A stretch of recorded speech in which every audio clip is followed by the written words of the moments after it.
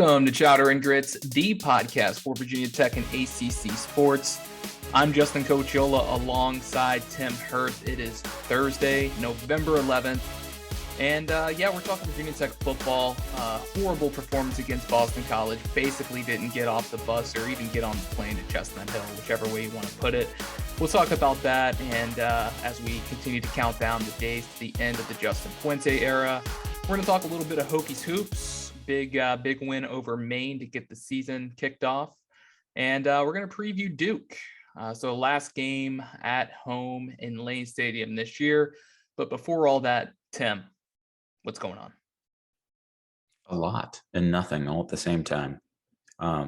Just recently moved into this house, and as I casually adjust the volume on this mic, so disregard whatever I'm doing with my free hand here, I'm still trying to figure out the light switch situation. And I'm hoping it makes sense to me at some point, but I am not at a point where I know what light switch does what. It's honestly driving me insane at this point. So I'm hopeful that eventually I will understand the routing of all the light switches, and it won't take me flipping 6 or 7 different switches to turn on the light I'm hoping to turn on. So yeah, that's what's going on in my life. Back to you. Yeah, I've lived in my house for a little over a year and a half now, and I still don't know what the light switches do. There's some light switches I can't get to work. I don't know what it's connected to. Yeah. It's frustrating. That's the one that gets me, is when you flip a switch and there's no immediate reaction. I then have anxiety about what I've caused and what I'm not seeing. Like, did I turn on the gas fireplace? Right. What's going on here? Right. Do I smell rotten eggs? Yeah. I don't know, man. Yeah, we had kind of wing it. We came across a weird smell today in the hallway going out to the garage, and I can't figure out what it is. Just like what's going on here. But is it like a dead smell? It smells like carpet that has been wet for days and has begun to dry. A little musty? A little bit. Yeah. But there's no reason that should be the case. So, it's the mysteries of life. I just remember my dad, as his go-to was always, something died in the wall. As I don't know how many times something had died in our walls. I mean, I'd be lying to you. Corpses back there. I'd be lying to you if that didn't run through my head. I'm like, did something crawl in this wall somehow and die? Well, you're a dad. That was, 2 things dad can do. They can pinpoint the smell of a rotting corpse through a wall, and they can know when their thermostat has been touched at any time. So you've got it in your genes, man. I'm a big thermostat guy. I like it on 67 degrees or cooler at all times. This isn't like a thing. It's just the number I settle on. 69 feels like a good temperature to me. 68, 69. Yeah. You go into my I like mom's it below house, 70. She's got it set at like 76, and she's chilly. I did not come from you. I can tell you that. 76, I'm sweating. You know what I mean? It's too much. Yeah, that's a little crazy, but we didn't have the show the week of Halloween, and one of the things I'm dealing with right now is the trick-or-treating bag is still lingering around the house. Yes, it is. I was extremely disappointed that there were no Sour Patch Kids this year in the daughter's bag, which was really frustrating, actually. But some people around here, they give out, the king size candy bars or like regular size candy bars, which, is that like a there? Yeah, is that like a brag? Like, candy brag, look how much money I make. Well, I don't know. That was always afford to put king size candy bars in your bag. The rumor as kids, there was a neighborhood called Preston near where I used to live, and the rumor going around the school was if you went and trick-or-treated in Preston, they had their own golf course and everything, they were giving away king-size candy bars. So congratulations to you. You've attained that status at a very young age, living in a king-size neighborhood. Oh, thank you. Yeah. But I don't know. Like, what are you pulling out of the bag right now? What's your go-to? I really like nerds, man. I don't know what it is about nerds, but I think it's because I only ever come across them at Halloween. Like, I'm never just showing up to a gas station and slugging down like a I don't know, like a big cardboard box size thing of Nerds, but Yeah. you get them in the Halloween boxes, and they're the little perfect mouth shot size where you just pop it and bang them all in your Yeah. mouth at once. It's like a shot of candy. Like that's the Yeah, closest to a shot of candy you can get. It's a thing of absolutely. Nerds. And it's awesome. Yeah. My only complaint is it seems like we have two colors. There's purple and then there's like a light pink. And my favorite Yeah. Nerds I've ever had were like a rainbow color. This was a while ago. I don't know if they still make them. But I'm just saying, mix it up. Like throw some other colors out there. There's got to be more than two flavors of Nerds out there right now. Yeah. It's my only complaint, Willy Wonka. If you're listening, remedy that. Yeah, it's been a pretty standard Halloween bag for me, but is what it is. I just had a Snickers peanut butter bar earlier. I don't know if you've ever had one of those, but Once or twice, lights out. it was good. It was good. I think it wrecked the workout I had earlier, but is what it is. It did. Yeah, at work, the credit department at work is in a different wing, and they keep a candy cabinet over there. I've learned, and the stock varies throughout the year, but for whatever reason, a handful, more than a handful, a bucket full of fun-sized packs of peanut butter M&Ms showed up, and let me tell you, having that within walking distance is a problem. Killing those peanut butter M&Ms, man. Yeah, there's no doubt. But let's jump into it. Let's start on a positive note here, Tim. We're going to talk a little Hokies hoops first as we get started here. Yeah, boy. And an 82-47 win over Maine, which it was Maine. Nothing to get like too excited about, but my biggest takeaway was they came out, they took care of business. It was good to see a Virginia Tech style team win like they were expected to win. They went out there, they were expected to win by at least 27 points. I think that was the line, and they did that. So it was a pretty good performance all around. I mean, I thought Justin Mutz looked really good. Aline was pretty smooth from the line. I think David is it Geeson? We're guessing the Geeson. I don't know. The N is silent. That's what I know. But 15 points, 7 for 7 from the field, and a little bit of a surprise. But Ojiako played quite a bit more than I was expecting him to play. So I thought that was awesome. He actually looks kind of like a basketball player now, which is good because he was a very raw kind of talent coming into the program. So, not much to take away from the game, really. I mean, other than I thought the team looked good, some things to clean up per usual, but yeah, I mean, I'm looking forward to game 2, which is against Navy in I think it's the Veterans Classic, or what's the name of the tournament coming up this weekend? But Virginia Tech will play Navy first, and then the winner of Utah State and Richmond, I believe, and then Navy. Big win over UVA this week or Tuesday. I was just mentioning how it's nice to see player development. I thought Ojiako looked really improved. You can see how he's taken multiple steps forward. I think I'm guessing, as you mentioned before, looked really good. Obviously, one of the highest scorers of the game for the Hokies. And the thing that gets me is just, after not seeing it for so long, was the ball movement in Mike Young's offense. It's just a joy to watch. I mean, you're hardly ever going to get a lack of open shots in this offense, which if you are having a night where you're having trouble shooting, this should help avoid slumps if you got some guys that can knock down shots. Aline looking great, looking deadly from 3. Basically everything we wanted to see in the first game we saw. And that's huge for Virginia Tech, for Mike Young, for the athletic department, as I know so many Hokies out there were starved to see some sort of success from any Hokies mainline sports. And it was great to see, man. I loved every minute of it. And I watched 3 or 4 other games. And when you watch other systems that are maybe more dribble drive focused on offense, it appears they may be forcing shots more. And it's honestly not as fun to watch, at least to me. It's just something so beautiful about the way Mike Young plays and a Mike Young coach team plays when it comes to setting up those shots. And who doesn't love the 3-pointer? So, based on the shooters we got on this team, we're looking good so far. And it's hard to pick out pieces, obviously, from a game that was as thoroughly dominated as this one was.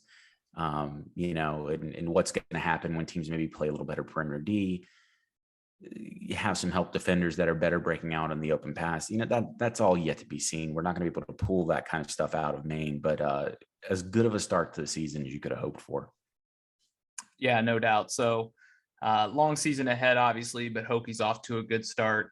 We'll continue to monitor, and we'll recap the upcoming tourney and then look ahead to some of the bigger games they have coming up next week. Let's jump into football if we have to. Virginia Tech 17-3 loss to Boston College, and I mean, I don't really have a lot to say, if I'm being honest. I mean, no, it was just a pathetic performance. I think the thing that really frustrated me the most, Tim, was just the lack of effort. It felt like It was an uninspired performance. It's just a waiting game at this point. And, I don't think anything's going to happen before the season ends. As we're here on November 11th, we've got senior night coming up. I could see, maybe he wanted to get through that game, but what's it matter getting rid of Fuente now or in 3 games? It just doesn't matter. It is what it is. Not with the buyout dropping. It doesn't. No. So, and I mean, from that standpoint, there was literally not a single good takeaway from this game.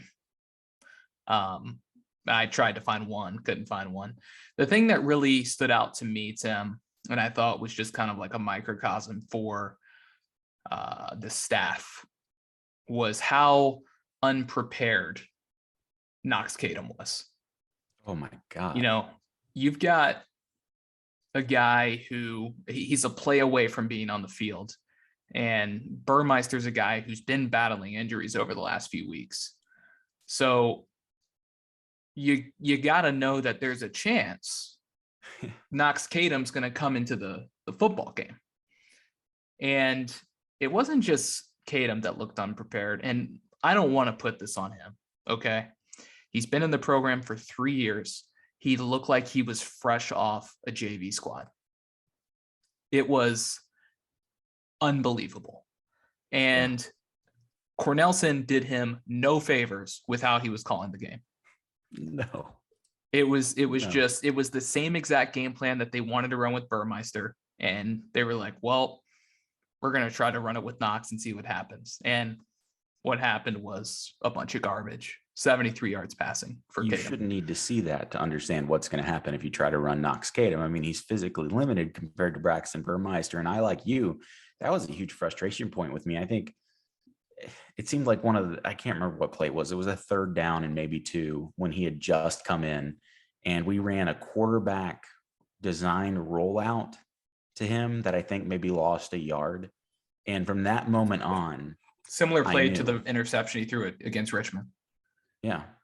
From that play on, I knew what we were in store for the rest of the game, because that's not an effective play with Knox in the game. And if you've already got someone behind the 8 ball and you come out with a game plan that's already ineffective, but even more so, even less ineffective with the type of quarterback that you have coming in, it tells me you have no plan B. And to me, that's surprising as hell. It's not. It's surprising as hell to me that a group of coaches that have made their way to the Virginia Tech level, where we should be, mid to upper tier in the ACC level and coaching, have no plan B. Mm-hmm. On its face, that's absurd. But given the fact that Braxton has had the issues that he's had injury-wise, the fact that we're running out with no plan B at this point in the season is obscene. And this hits on multiple things. It hits on game planning. It hits on scheming. It hits on recruiting or the lack thereof. It hits on player departures. It hits on inability to identify what makes a quarterback successful at the Power 5 level. It goes beyond all of this stuff, because Knox he's a scholarship player. He was somebody that was picked out as a guy that could effectively run this system. And he looked like a true freshman out there. Yeah. I don't even know if he was really, like, he was like a late flip from James Madison because they had an extra scholarship, right? Sure. But Sure. at the end of the day, it's like he's on your football team. He's been there for 3 years. He's your number 2 because Taj Bullock, I guess, is nowhere near ready. Like, Fuente hesitated to even put the emergency tag on the guy this week. That's how unready Taj Bullock is. And that means nothing to me. This staff's stamp of approval when it comes to ready or not ready could not mean less to me than it already does. Think back to 2019, Tim. We had never seen Hendon Hooker throw a pass. Hell, he wasn't ready for 2 years. Wasn't ready. What happens when he comes in? We didn't know going into the 2019 season if Hooker even knew how to throw the football. And look at him now. You know, and it's like that's a sore subject, man. Don't bring that up right now. That's what I'm saying. It's like, so from a coaching standpoint, that to me was just my biggest takeaway from this game is just how much of a disaster it is there right now. And I feel bad for the players. I mean, there's no progress being made when it comes to development. No. Burmeister looks worse than last year. Yeah.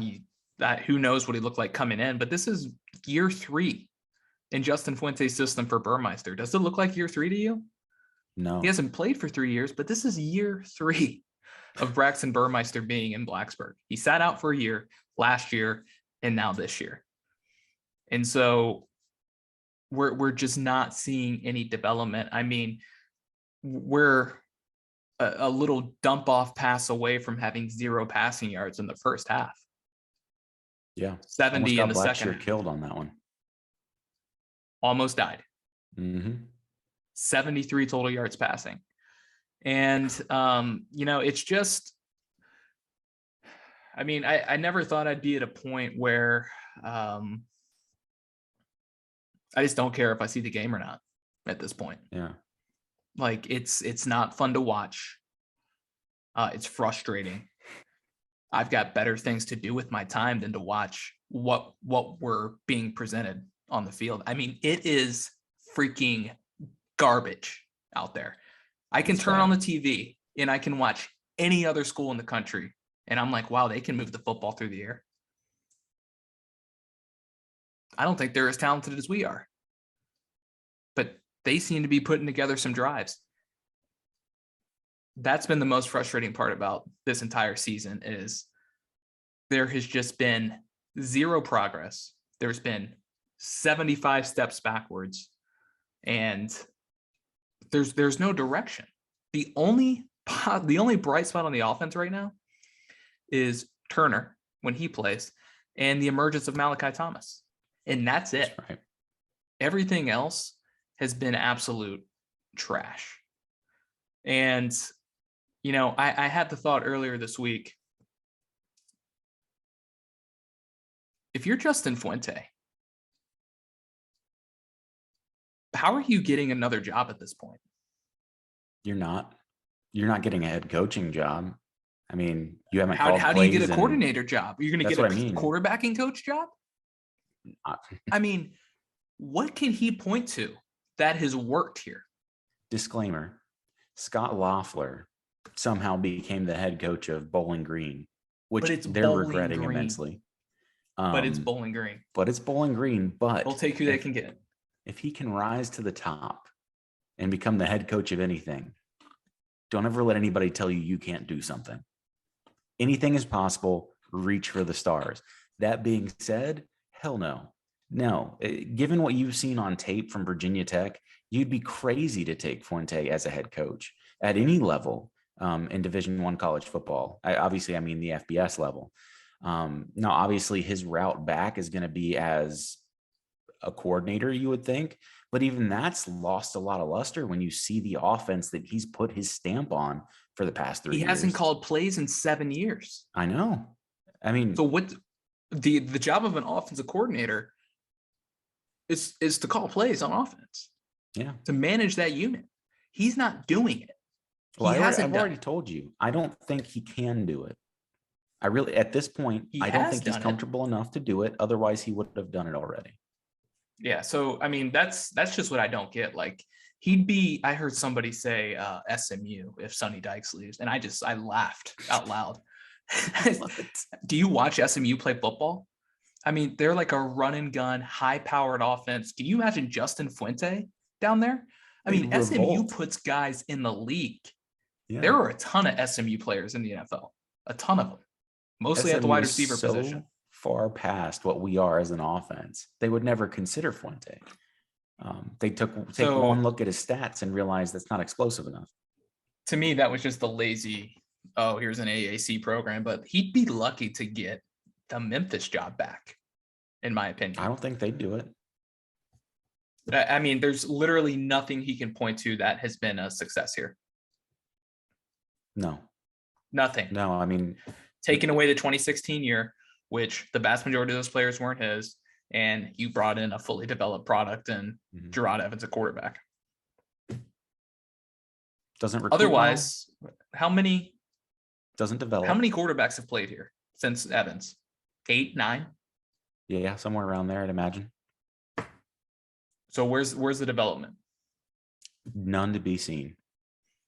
I think it's in Knoxville, actually, by a different coaching staff. Funny how that development occurred almost overnight. That development occurred once he stepped foot on campus, it seems. You watch Tennessee play football. I think they held the ball for 5 minutes against Kentucky this week, and they scored like 35 points. Heupel's an offensive genius. I mean, Heupel's a good offensive coach. You want to talk about a modern offense? It's mostly fast-paced, right? They're not run. It's not a complex offense. No. The receivers have 7 to 10 routes that they're running. They mix it up, and you've got a guy like Hooker who can make that happen. Who can coordinate that offense. Ball. He can make the plays. He does. God, he throws a pretty ball. I mean, he's a perfect example of why the transfer portal is important to have in college football, because he bet on himself. He goes to Knoxville. He doesn't win the job. Right. And then Milton gets hurt, and then he takes full advantage of the opportunity. Now he's getting his name said for, the NFL draft, and who knows what'll happen. But the fact is, his name is in the conversation because of the decision he made to leave, because he felt like he wasn't probably getting the opportunity or the coaching that he needed. And I think we see that play out on Saturdays now. We sure do. And it's all the more painful when you're able to point to hallmarks of this from 3 years ago, when we were, I think 3 years ago is when we started to kind of say, the quarterbacks are not progressing in this offense at all. And that immediately raised red flags, because that's a pretty natural progression that experience typically buoys your quarterback up year after year. And it became obvious after the first few years here that forever, whatever reason, that was not happening.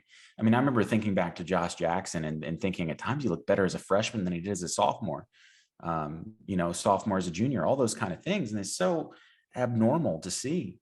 And it doesn't take somebody who knows a ton of football to be able to pass an eye test out there and say, okay, yeah, these quarterbacks not looking a whole lot better to me.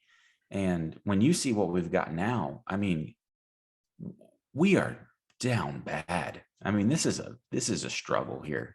And just to hit on Knox, and this isn't to dogpile on Knox, but there wasn't a part of him that was prepared for that. There wasn't a part of the offense that changed when he came in, from my point of view. And that's mostly on coaching, right? Right. It's not on him. No. I mean, yeah, he had to go out there and execute. He looked awful. He ran the same offense Burmeister was running, except Burmeister is the fastest quarterback ever clocked from 0 to 60 with a GPS tracking device. So hell, what do you expect Knox to be able to do when he's maybe half that speed? And the play calling was asinine. I don't understand why we have so many designed quarterback runs when you can scheme up a read option to give your quarterback an RPO, to give your quarterback an option to hand the ball off or pass, or a read option to at least give a running back the threat of running the ball in addition to your quarterback. But we seem to scheme up so many plays, which are just one read. The quarterback's clearly going to keep the ball. What good does that do? What kind of elementary Stone Age ass offense is this? it's frustrating, but you see it every week. So it's exactly what we expected. I mean, exactly. Right. And that's why it becomes all the more frustrating, is it's like a book that you've read 1,000 times and it's just starting to lose the excitement at this point because it's a known product. We know what's going to happen. We know. We've seen. Oh, no, it lost its excitement a long time ago, and you just wonder why you're still reading the book. Yeah, and why that book wasn't burned a year ago. Yeah. That's the part that kills me completely. And the other thing that was super frustrating about the game was taking away all the offensive issues they were having. The bounces were just going Boston College way in that first half. Oh, yeah, I mean, it's ridiculous. You had the Dracovic interception that was then fumbled by Strong that Boston College then recovered. What was that? 25, 30-yard difference in field position, and then they score a touchdown. Yeah. And then on 3rd and 11, the defense bats down a pass, and then it goes straight into the Boston College receiver's hands.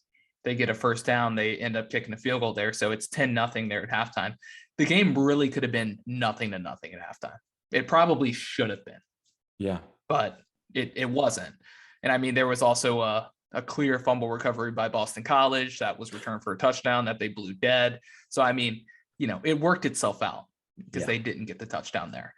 But, it was what it was. And I mean, Dracovic coming back, it could have been big.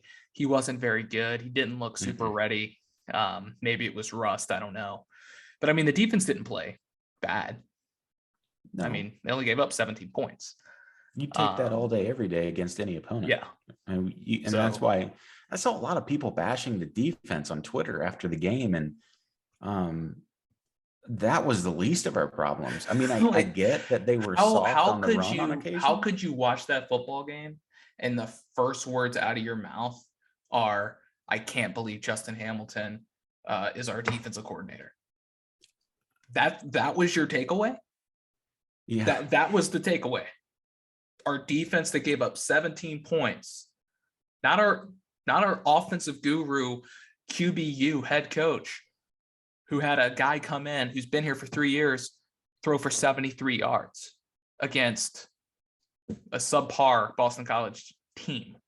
Yes, pass defense wise, they're fine, but it had nothing to do with their pass defense. No, it didn't. But the defense was top of mind for some people. That blew my mind. Yeah, it was way more apparent than I was expecting it to be. And I can't believe we're going to legitimately criticize the defense. Or even you scored 3 points. There's always that rush to blame. You scored 3. Is the defense supposed to give up 2 points? But if you're gonna blame, don't do it on the defense this game. The offense was an absolute train wreck. I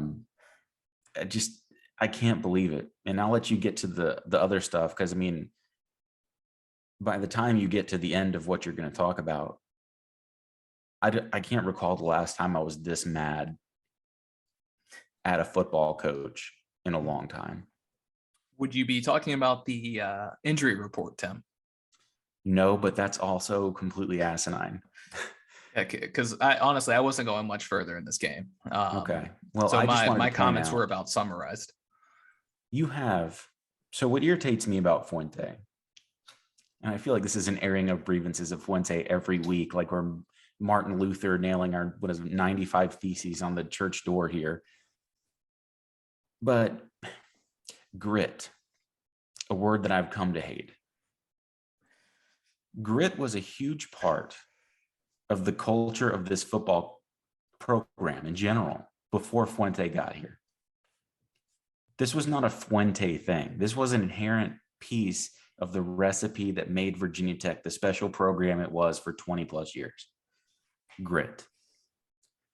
So Fuente comes in and I guess feels that it's important to market grit. Starts thumping his chest about grit. Goes as far as to put grit on the bumpers of our helmets. Okay? This is a word that means something. It should mean something. Justin, I'll tell you what's not gritty. What's not gritty is punting with 4 minutes left, down 2 scores. That's not gritty. To me, that made my blood boil because I can tolerate a lot of crap. I'm a Hokies fan, man. I've been through it. I've seen some stuff, you know.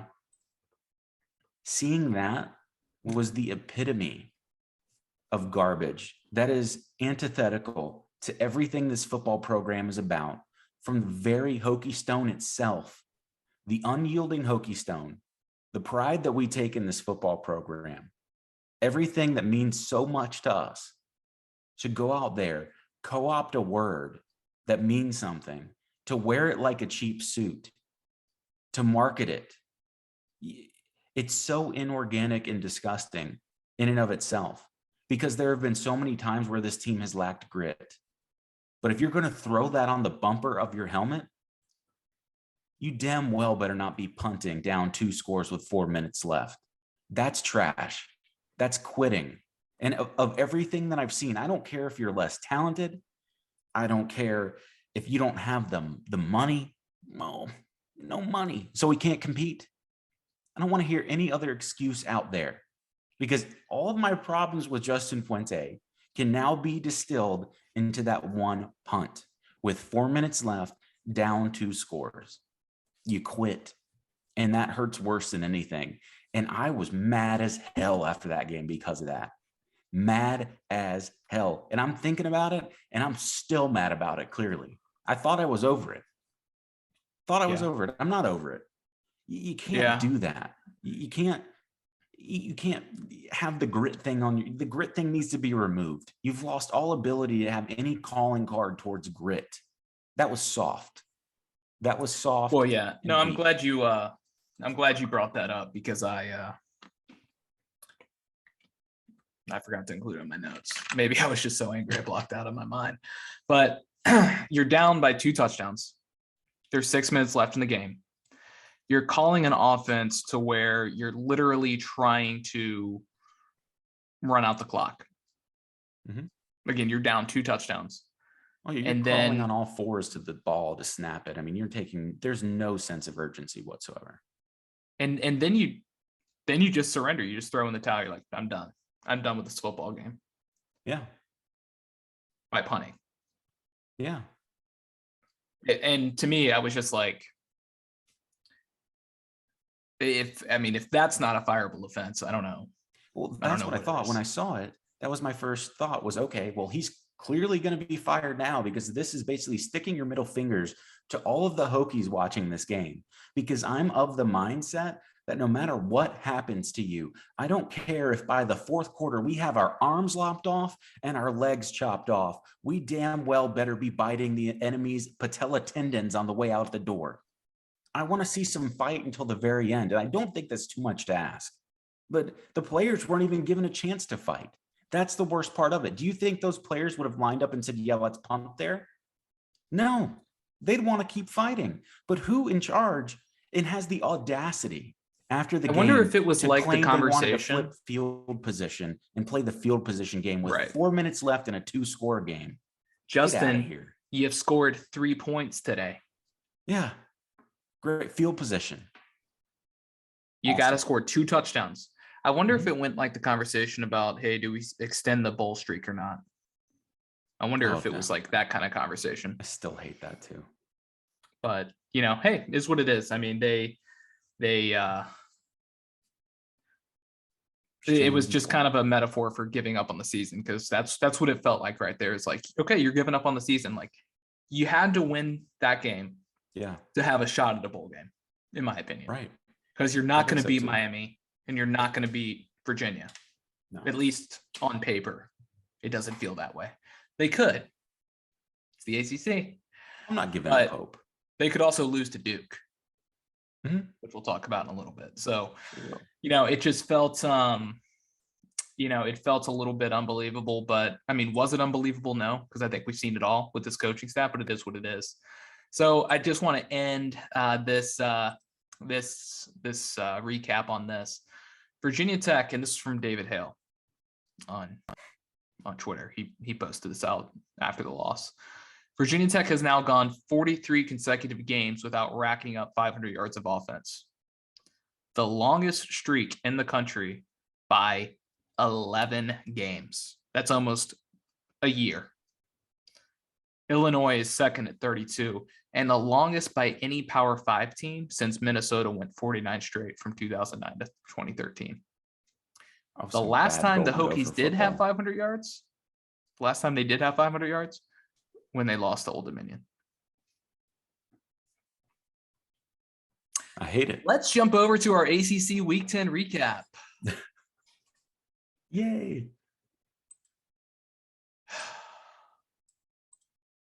Brighter days is all we can hope for. UNC right. 58, Wake Forest 55. So Wake's win streak comes to an end. They're still undefeated in the ACC, thanks to the weird scheduling situation with North Carolina. But just comes down to defense for Wake. They can score with the best of them, but they cannot stop anybody on offense. And it finally caught up to him. Wasn't a great fourth quarter for Hartman. UNC's defense started to win out on some drives there. I think they were down 14, or they were at least down 14 at some point in that second half. It looked like Wake was going to pull away, and then Ty Chandler hit a big play on the ground. I think he had over 200 yards rushing on the day, and the Tar Heels got the W at home. Yeah, it was played out like we thought it would from an overarching offense only outburst. I think we picked the over as one of the easiest bets. I don't know if we did that on the podcast or, whether that was me and you talking before or after, but the over hit, surprise, and that was something we certainly expected. Wake's defense, just that Achilles heel is going to be with them all year. They're going to have to outscore opponents. And to be fair to Wake, I thought that they had this game fairly in hand. I want to say the ESPN FPI give them like a 96% chance to win at some point in the fourth quarter. And much like the Syracuse game with Virginia Tech, they gave it what that's away. Like to lose. Yeah, I wouldn't know what that's like. Only happened 3 times this year. And again, the silver lining, not an ACC game, even though it is an ACC game. So, right. They get to keep rolling and they go on to NC State. Speaking of NC State, they get a 28-14 win over Florida State. Another strong performance by Devin Leary, 314 through the air, 4 touchdowns. I feel like nobody really talks about Devin Leary. No. But he's really Another good. thing I wanted to touch on there was development last year. Devin Leary not seen as good enough to be the starting quarterback, 2 years under Tim Beck, and look at what Devin Leary's doing.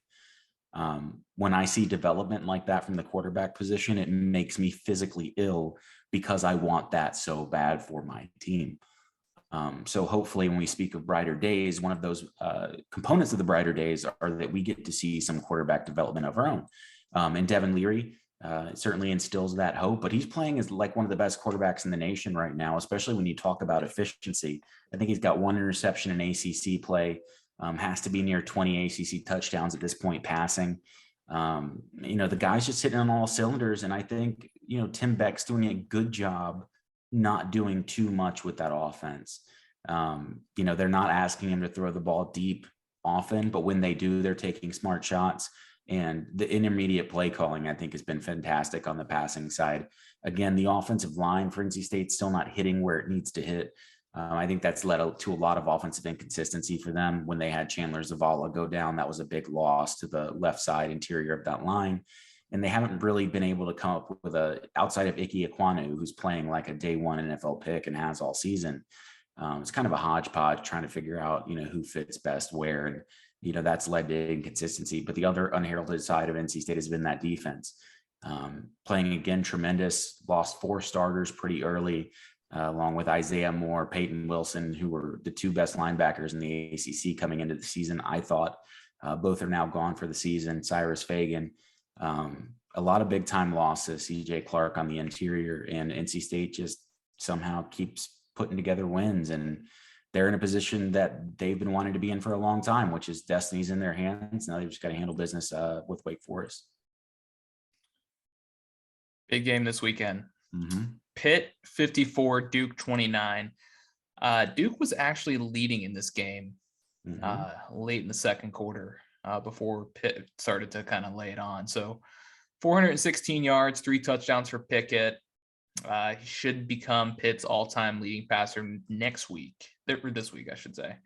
And then Jordan Addison, 7 catches for 117. Tyler Durant had 89 yards on the ground. He became the first Duke back to rush for 1,000 yards in a season since 2003.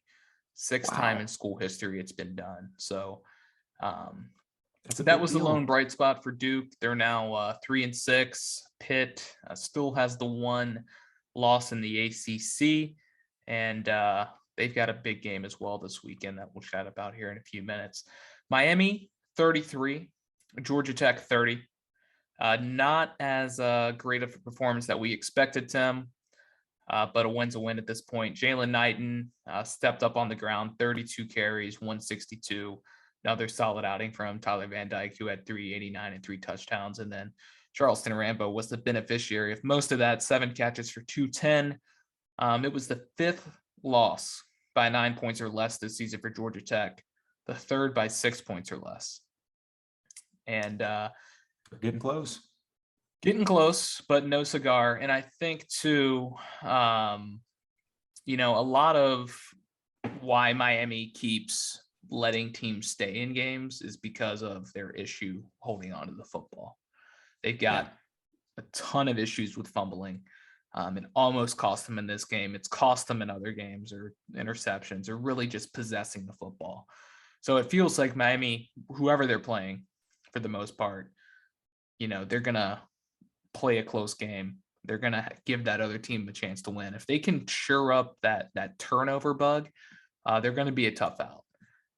Especially from here on out. So just something to mention there, but Miami is now 5-4, a game away from bowl eligibility, and just a lot of great games coming up this week. And they play Florida State, or at least what you would think. Miami, Florida State used to be a great game. Now it's like and so we'll see what happens there. Clemson 30, Louisville 24.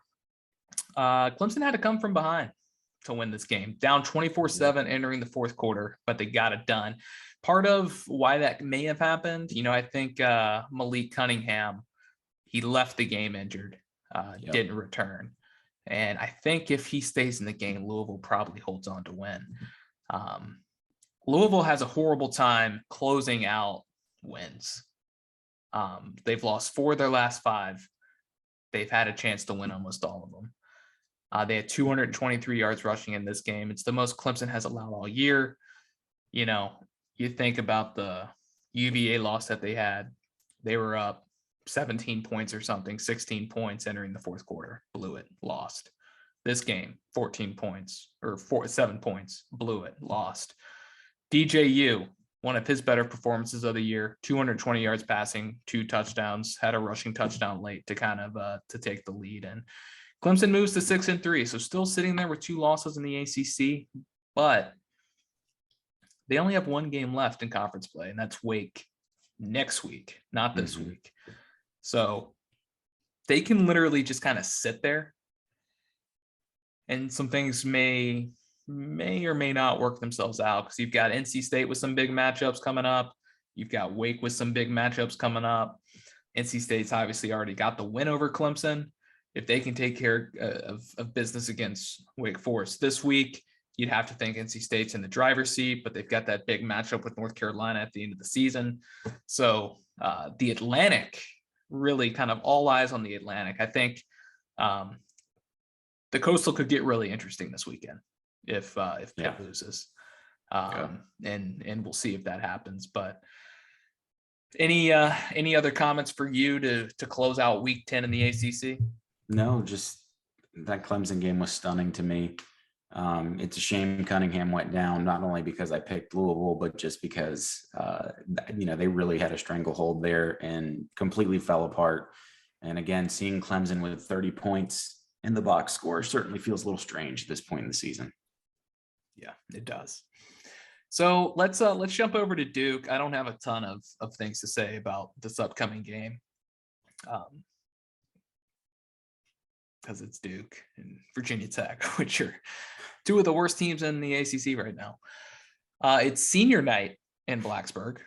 Yes. So that's always good. Virginia Tech seems to perform well when it's senior night. 20-something Hokies are going to be recognized. Not sure exactly who yet. Dax is not amongst those guys. He said he's coming back Amari Barno is going to participate. I'd have to imagine he's not coming back. James Mitchell, I'd imagine, is probably going to participate, but just because they participate doesn't mean that they're not coming back. It's just maybe a leading indicator that they may not be. It's also the Virginia Tech Hall of Fame ceremony as well, I believe. At least they're going to honor some guys on the field, including probably my favorite Hokie of all time, Macho Harris. He's up there. Macho. He's gonna be in Blacksburg.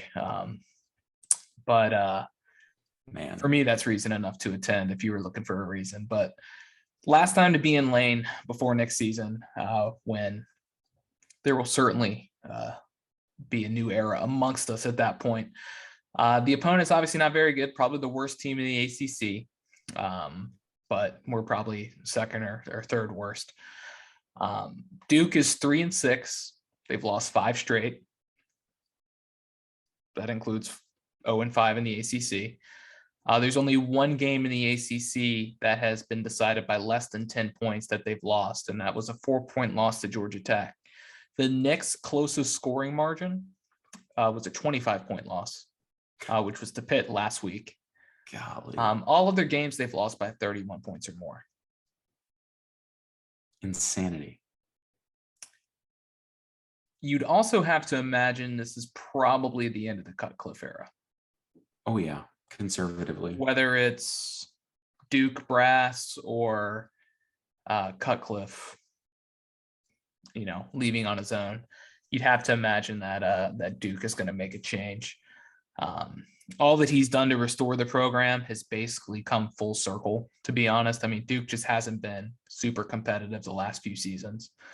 That being said, they can absolutely win this game. I don't think they will, but they can. So I've got 2 keys to the game, Tim. Keeping it simple. One is stop Mateo Durant. He's averaging 5 yards per carry for an offense that's 11 in the league in rushing. That's 5.65 yards per play he's averaging. He's the 5th leading rusher in the country, and he's also 3rd in the team in receptions and 23 catches. So Duke overall, 4th in the ACC at 191 rushing yards per game. It has gone down since they started ACC play, but I have a feeling if Duke is going to score some points, it's going to be with Durant. And Virginia Tech has struggled to stop some backs here in the last few weeks and just throughout the season. Yeah, playing the Jamal Charles role a little bit for Duke. And, he's a force to be reckoned with for sure. But you focus on containing Durant, and containing Duke shall follow. So it becomes one thing you want to watch out for, but in theory, something that should be fairly easy to game plan for. For the Hokies on offense, it's run the football. It's less about Duke and more about Virginia Tech and what's going on with that quarterback position. So no idea if Burmeister's going to play. If he can't go, doesn't appear there's a guy on the roster that can throw a football, and that includes Connor Blumrick. I mean, it sounds like Blumrick's back. Sounds like he's in practice. So I would suspect we see him sprinkled throughout the offense at times, or if Burmeister can't go, he's probably starting, I'd imagine. Yeah. I don't know how you throw Knox Kadum back out there after what we saw last week. No. And then comments around Taj Bullock were, well, he's not even ready to really kind of be in an emergency situation. So that wasn't a ringing endorsement. So it's going to be Burmeister or Blumrick, you'd have to guess. If Burmeister can go, he's likely going to play. So really what it comes down to is probably running the ball 60 times. There's going to be a healthy amount of Malachi Thomas, of Raheem Blackshear. So we'll see what happens there. But that's really kind of the only chance Virginia Tech has to move the ball offensively in this game, if Burmeister is not the guy at quarterback. Yeah, no. And if we're going to come out with the same game plan that we came out with last week, seeing as there's no plan B, when you look at skill sets individually, it certainly seems that Blumrick would be a more ideal fit for some of the quarterback running that we like to do, and throwing, probably a wash between the two. So if you're looking for a better chance to win, I think we'll see Blumrick in that game. And given the opponent, I think Blumrick should give us enough in that offense to get us the victory. But it is there is zero confidence in my voice when I say that. The wind is out of the sails. That's for sure. I'll be interested to see how many people show up. I hope a lot. I really hope the seniors deserve it. Senior class that's left it all out on the field for Virginia Tech. A lot of really good names that you just rattled off, guys that are unsung heroes and guys that have put in a lot of work for the program. And regardless of how everybody feels about Justin Fuente, Lord knows I feel every ounce of your angst. I hope the stadium is as full as it possibly can be for those seniors. I think when it comes to other optics, like the potential booing that may occur when Fuente's on the Jumbotron and the chants, it won't look great, but those have been earned at this point. I just hope that whoever is in the stands makes sure that you show your appreciation for those Hokies, because those are our guys, and we got to ride or die till the end. And, they've given more blood, sweat, and tears than I ever will to this program. And for that, I am eternally grateful to those guys. Yep. So any final words before we jump into the picks? No final words, just a weird Duke team. Cutcliffe the gas doesn't seem to be in the tank for him. It's been a hell of a year for him. It's been a slog, I guess I should say. A slug, maybe, I don't know, but a slog is the word I was looking for. Focus keying on Durant. Obviously that's the game plan.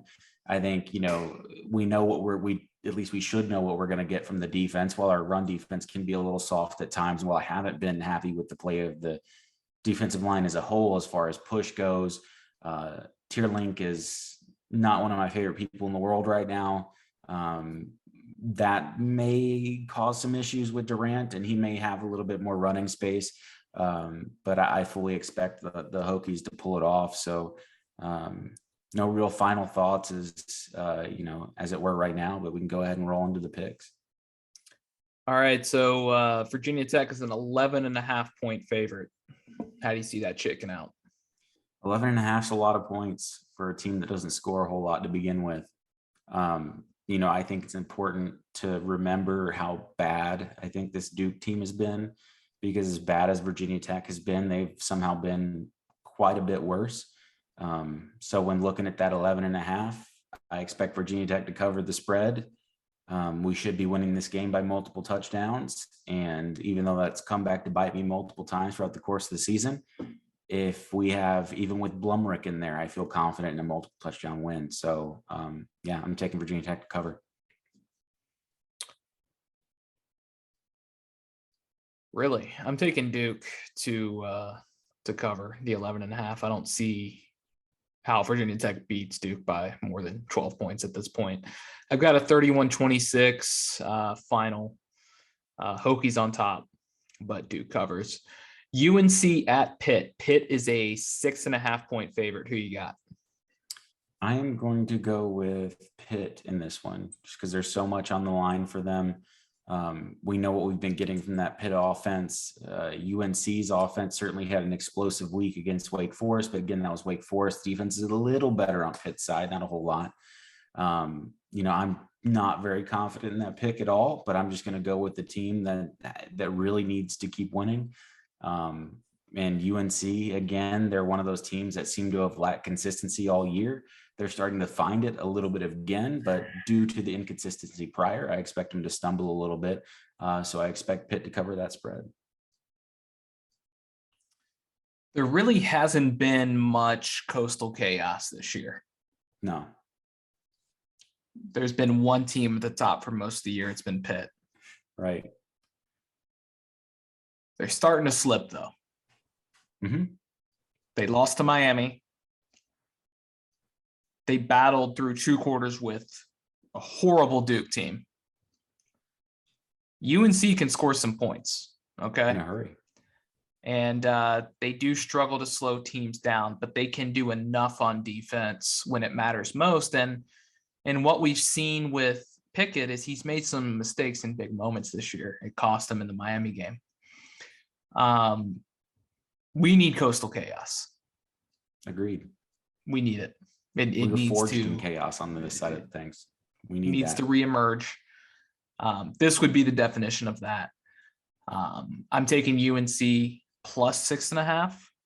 They've got a shot to win. I don't know if they win or not.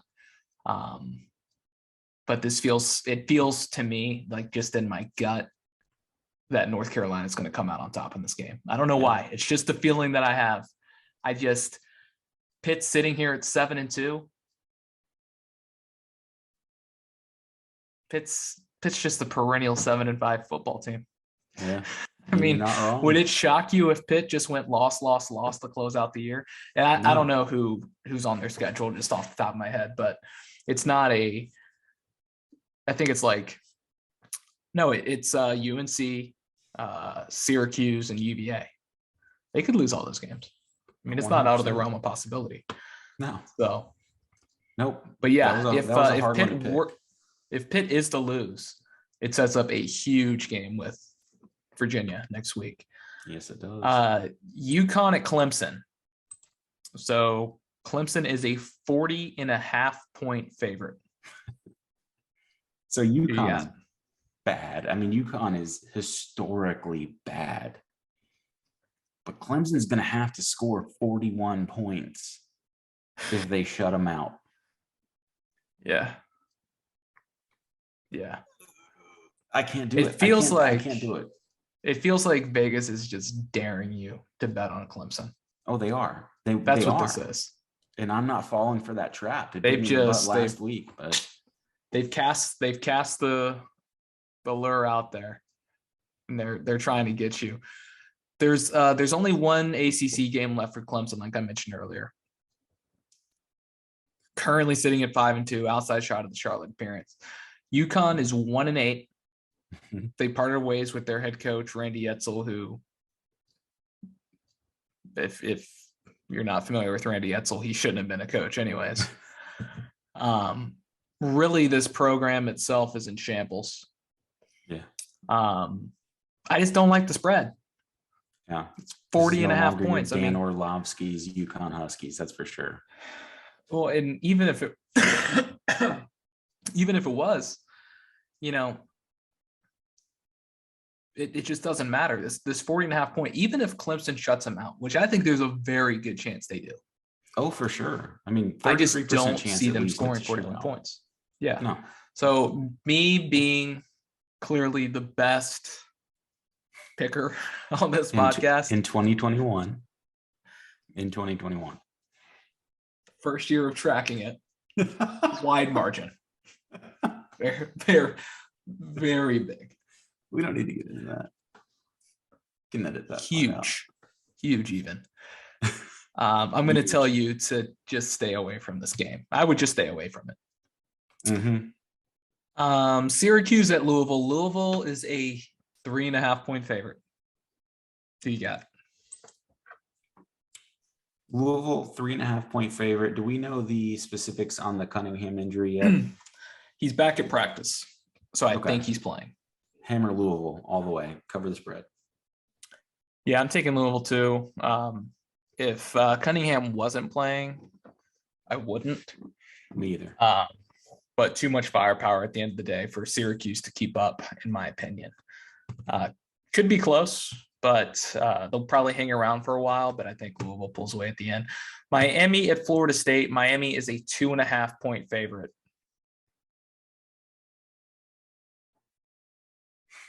So, with the way Van Dyke is playing, and I'm not impressed. It doesn't matter who you got running out, whether it's Milton or Travis at FSU. There's no way I can go on the FSU side of things here. I think of what you got with Van Dyke and that passing offense. Miami, not a great team. for Florida State, a worse team. So give me Miami to cover the spread on that one. Yeah, Miami not a great team, but playing much better. Mm-hmm. Just kind of outside of the issues I mentioned earlier. FSU has been playing better, but I just don't like what's going on at that quarterback position. No. Just has not been a high level of play there. They're 3-6. They're going in an opposite direction of Miami at this point. So 2.5 points seems like a pretty surefire bet to me. To this go is with almost Miami a there. lock for me. Boston College at Georgia Tech. Georgia Tech, 1.5 point favorite. Who you got? I see Djokovic being back gives me a little bit of pause here. If we get the Djokovic of last week, I like Georgia Tech. You mentioned how they tend to keep games close. They're close to turning that corner. I think this might be a Turner corner here. Something about Djokovic just looked off in a really terrible way against Virginia Tech. And I don't think it was necessarily what Virginia Tech was doing. It was more something like you mentioned, either mentally or whether there was rust there, that he was just not the same guy as he was pre-injury. I'm going to go Georgia Tech. Yeah, I think he's here. still hurt. Yeah, I think he is too. Only because of what I saw from Djokovic was so far and away different than what I saw from him pre-injury that I just can't imagine a scenario in which he plays up to what we were seeing before. I think whatever he's dealing with, whether it be a mental issue, a rust from not playing for 3 or 4 weeks, longer than that. And I like Georgia Tech. They're getting close. They're not getting blown out in games. Athletically, I think they're going to be a good matchup for Boston College. I think the offensive-defensive line matchup there is going to be a little iffy because I do love Boston College's defensive line. I think they're body movers. They're big. They're nasty, as they usually are. But I think Georgia Tech's going to have the edge in this one. And with the spread as low as it is, give me the Bees. I'm going to go Boston College just because Djokovic's back. Yeah. Didn't play great against Virginia Tech, which we all saw, but first game back, battling through injury. You figure out how to play with injury if you're good enough to go. I think you will. And Georgia Tech, just the reason they lose a lot of these close games is because they make mistakes. So I think Djokovic, if he's close to being healthy, is probably the best offensive player on the field for both teams. So I'm going to lean Boston College, but it's a toss-up game. It's a toss-up per the line. Notre Dame at UVA. Notre Dame is a 5.5 point favorite. Should be an interesting game. How you lean it? UVA. Give me that high-powered offense. I think the Notre Dame offense is going to score, but I think the matchup could be much worse for Virginia defense, which leaves a lot to be desired. I think that the Notre Dame offense is one that can be contained even with a subpar defense. And I don't mean contained as in shut out. I don't mean contained as in held under 30 points. What I do mean is I have full faith and confidence in Virginia's offensive abilities, and specifically through the air. I expect them to take advantage, and I think they could even win 3, maybe 1-score win over Notre Dame. That wouldn't necessarily surprise me. So yeah, give me UVA all day on that one. I'm going to go Notre Dame. I knew it. I think you can't get over that Brady Quinn thing you got. Listen, I love Brady Quinn. But here's the deal. I think I've got a Brady Quinn football around here somewhere. I know you do. I'll have to pop it out next week. Cleveland Browns football. UVA is one of those teams where they put up huge numbers against bad football teams. But where they struggle is against those better teams, those teams that know how to play defense, those teams that know how to make adjustments. Look at the BYU game, for example. BYU is not exactly a great defensive football team, but UVA put up 49 points on them or 42 points on them in the first half and finished with 49. Yeah. BYU at 38 points, finished with 66. So the inability of UVA to make those adjustments against good football teams and to be able to slow teams down, to me, puts this in Notre Dame's favor. Can they beat Notre Dame? Sure. I thought UNC in that game and Notre Dame beating them by 10 kind of gave me an indication of how I see Notre Dame. And at this point, Notre Dame's only got one loss still, and that's the Cincinnati. And so I think UVA is one-dimensional. I think Notre Dame will make them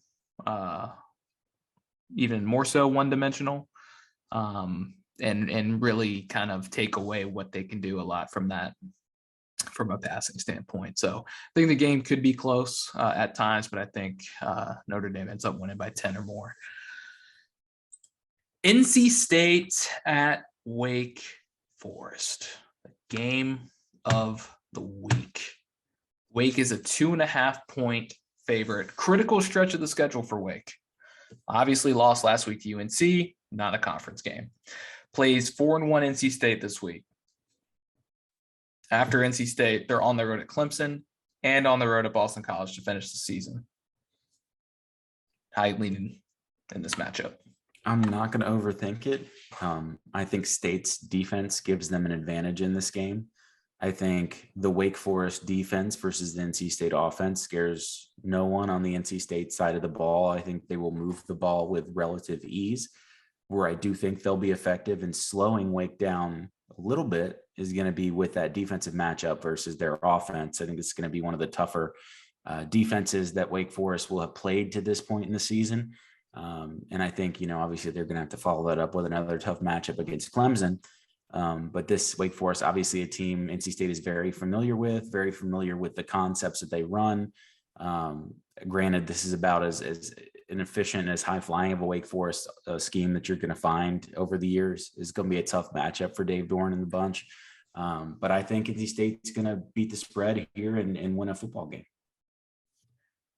Yeah, I think NC State's going to win as well. A lot of the reasons you cited. Dave Clawson also struggles in the month of November, and I don't think it's just the cold weather. I think that's when Wake Forest's schedule always seems to really kind of pick up as far as caliber of player, or caliber of opponent. If you look at Wake Forest's schedule to start the season, like there were a couple of good teams on there, but it wasn't Murderer's Row. All of their big games have been saved for November. We'll see what happens there, but I think NC State is going to be able to pull this out. I think Devin Leary's too good, and like you said, I think they'll be able to slow down the Wake Forest offense just enough and be able to keep up offensively as well. So that's our show for today. Tim, any final words before we wrap this one up? No, just shout out to Hendon Hooker going against the number one team in the country in a rivalry game between Georgia and Tennessee at Neyland Stadium. Folks should tune in for that one. I think spread maybe around 19.5, 20-ish, somewhere around there. It's not. You're right. We forgot our random pick of the week. Yeah. So what is this yours? What this would have been? Yeah. Okay, let's go for it. I got to look one up real quick. Okay. Well, let's call it 20. The spread there, and you can verify after the show. But it being at Neyland, it being a rivalry game, Hendon being blood of my blood as a Hokie, I'm going to roll with Tennessee in that pick. I think they've got a good shot at keeping that one fairly close. And while I don't expect them to win, I think they can make it interesting with that offense. Georgia, not exactly a high-powered offense. Obviously, everybody's going to lean and look at the dogs on the defensive side of the football, but I think a matchup, at least on paper, that lends itself well to a potentially close game, and one that I'm going to be watching just to see Hendon and what he can do against what I think is the best defense in college football.